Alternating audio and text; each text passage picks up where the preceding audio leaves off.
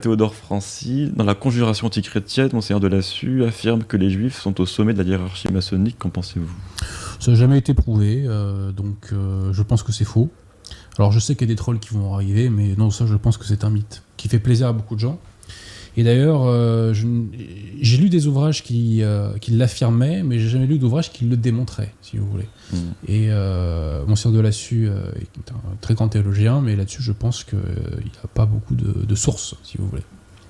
Comme déjà tout est changé pour nous, et en si peu de temps, s'écriait Crémieux, après 3/4 de siècle seulement de fonctionnement des principes modernes. Quand on s'est aperçu que les Juifs étaient citoyens, ils étaient déjà en partie les maîtres.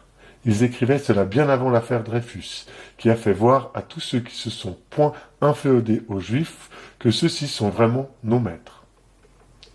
Avant eux, d'Israéli, autres Juifs, bien placés pour connaître la vérité de ce qu'ils avouaient, écrivaient.